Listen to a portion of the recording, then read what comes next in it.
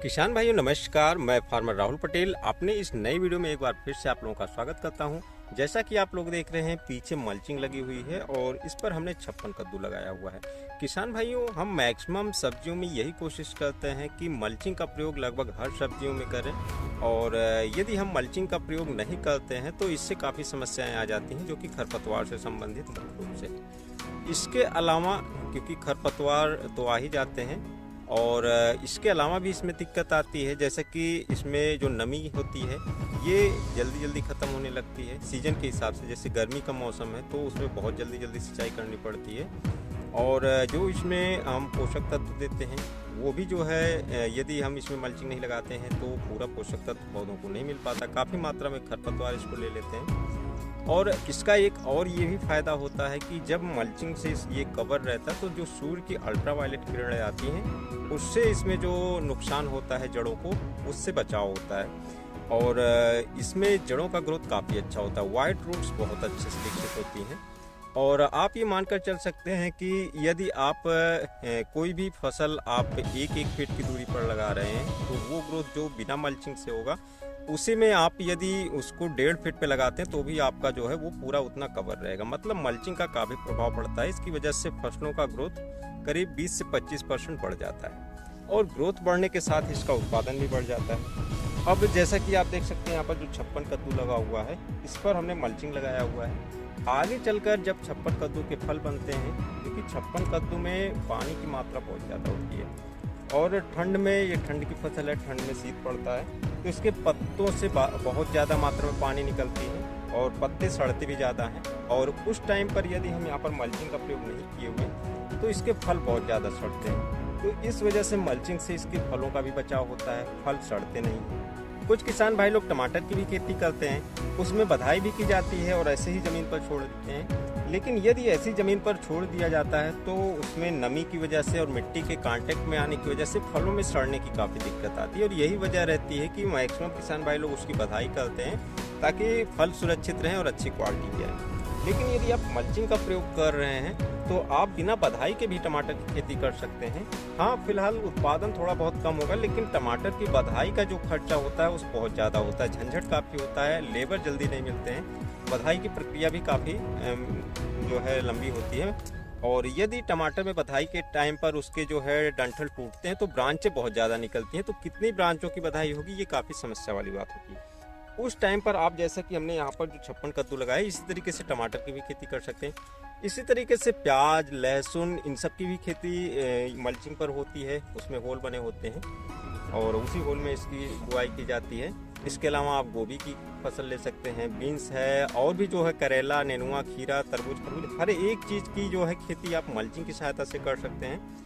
लेकिन मल्चिंग का प्रयोग किसान भाई लोग इसलिए नहीं करते हैं क्योंकि उनका मानना होता है कि हमने ड्रिप लगाया नहीं है तो मल्चिंग हम लगाएंगे तो उसमें हम खाद कैसे देंगे, पानी कैसे देंगे। यहाँ पर हमारी जो फसल है आप देख सकते हैं, यहाँ पर हम फ्लड इरीगेशन से ही सिंचाई करते हैं, ड्रिप का प्रयोग नहीं करते हैं। और यहाँ पर हमने जो मल्चिंग का प्रयोग किया हुआ है इसमें हमने ये 4 फीट वाली मल्चिंग का प्रयोग किया है। आप यहाँ पर देख सकते हैं लाइन का जो ये बेड बना हुआ है, इसके बाद जो नाली है, नाली के इस सेंटर से और नाली के दूसरे सेंटर के बीच की जो दूरी 4.5 फीट है। या आप ये मानकर चल सकते हैं कि ये किनारा जो है नाली का, इसकी नाली हो गई करीब 1.25 फीट के आसपास की नाली है और इसके बाद 3 फीट से 3.25 फीट के आसपास की बेड है। तो टोटल हमारा जो यहाँ से यहाँ तक की डिस्टेंस है 4.5 फीट हमने रखा हुआ है। तो 1.5 फीट मान सकते हैं आप नाली और 3 फीट का बेड मान सकते हैं। क्योंकि 56 कद्दू में ज़्यादा डिस्टेंस की ज़रूरत नहीं है तो 4 फीट हमने इस तरीके से लगा दिया। इसी तरीके से आपको जो फसल लेनी है, जितने डिस्टेंस पर लेनी है उस हिसाब से आप कर सकते हैं। यहाँ पर क्या हुआ है कि जो इसकी बुआई हुई है हमने कार्नर पर किया हुआ है क्योंकि ड्रिप सिस्टम है नहीं, तो कार्नर पर करने की वजह से जब इसमें नाली में हम यहाँ से फ्लड से इसकी सिंचाई करते हैं तो यहाँ पर जो नमी है नीचे की माध्यम, जैसे ये पॉलीथीन यहाँ पर लगी हुई है, यहाँ से नीचे से नमी उठते हुए इस शुष्कात विधि द्वारा यहाँ तक पहुँच जाती है। करीब आप मानकर चल सकते हैं कि 1 फीट की गहराई तक मल्चिंग के अंदर तक आपकी नमी पहुँच जाएगी। और नाली में आप मल्चिंग ऐसा नहीं कि आप बस केवल किनारे पर इतना ही मल्चिंग रखिए, आप इसको नीचे पूरा यहाँ तक भी कवर कर सकते हैं। नमी में कोई दिक्कत नहीं होगी, नमी आपकी पहुँच जाएगी। अब दूसरी बात आती है यहाँ पर खाद की। खाद कैसे देना है। सबसे पहले जब हम खेत की तैयारी करते हैं तो जो हमें फास्फोरस की जितनी मात्रा देनी है उसका हम टोटल इसमें दे देंगे, और इसके अलावा हम पोटास का जो मात्रा देनी है वो भी दे देंगे। बाकी यूरिया की हमें ज़रूरत पड़ेगी आगे, तो यूरिया का प्रयोग हम इसमें स्प्रे के माध्यम से भी कर सकते हैं। और जैसे सब्जियों की खेती हो जाती है तो इसमें एक बार कोई खाद देने से काम नहीं चलता है, आगे भी हमें समय समय पर खाद देना पड़ता है। तो उस टाइम पर हमें और अन्य जो खाद देना है उसको हम इस होल के माध्यम से, जैसा यहाँ पर हमने 3-3 इंच का होल करके बुआई किया हुआ है, तो इसी होल से हमें एक एक होल से खाद देना होगा। ड्रेंचिंग से भी खाद दिया जा सकता है, जो स्प्रे वाली टैंकी होती है उसमें हम घुलनशील खाद का होल बनाकर और आगे जो नोजल होता है उसको हटाकर ड्रेंचिंग से 100 ml इसकी ड्रेंचिंग कर सकते हैं। और दूसरी इसमें हम जो है ऐसे भी DAP और अन्य जो भी हमें कुछ देना है यूरिया, इन सबको इसी में डाल सकते हैं। यहाँ पर डालने के बाद इसमें हम सिंचाई कर देंगे, नमी जाएगी, खाद इसमें पूरा लग जाएगा।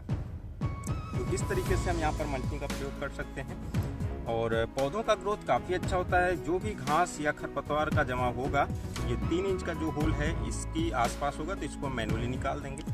बीच में जो नाली है यहाँ पर जो खरपतवार उगेंगे इनको हटाने की ज़रूरत नहीं है, लेकिन यदि ज़्यादा खरपतवार है तो आप यहाँ पर खरपतवार नाशी का भी प्रयोग कर सकते हैं, और नहीं तो फिर आप मैनुअल हटा सकते हैं अगर ऐसा कुछ है। लेकिन आप नहीं हटाते तो भी कोई खास दिक्कत नहीं होगी। और इसमें मल्चिंग लगाने के बाद जब आप इसमें सीड की बुआई करते हैं या प्लांटेशन करते हैं तो जो शुरुआत के टाइम पर कीड़े आते हैं, क्योंकि ये मल्चिंग जो है सिल्वर और ब्लैक कलर की होती है, ब्लैक कलर नीचे रहता है, सिल्वर हम ऊपर रखते हैं। और जब सिल्वर कलर होता है उसमें चमक की वजह से कीड़े काफ़ी इसमें डिस्ट्रैक्ट होते हैं, मतलब यहाँ पर कीड़े शुरुआत में नहीं आते हैं, तो हमें कीड़ों से भी यहाँ पर बचाव होता है। और भी बहुत से फायदे हैं। आप मल्चिंग का प्रयोग नहीं करते तो थोड़ी जगह पर आप मल्चिंग का प्रयोग करके इसका ट्रायल ले सकते हैं।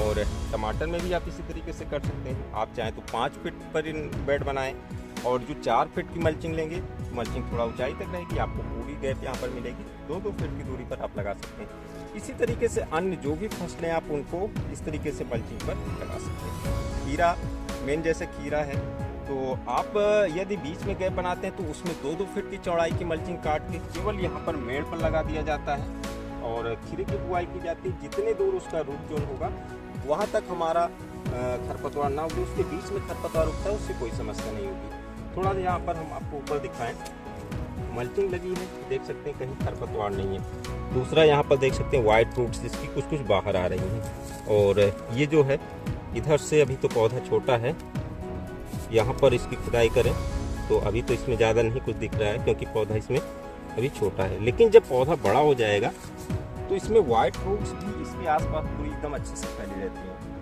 तो मल्चिंग से किसान भाइयों को काफ़ी फायदा होता है, और आप इस तरीके से बिना ड्रिप होने पर भी आप फ्लड से ही मल्चिंग का प्रयोग कर सकते हैं।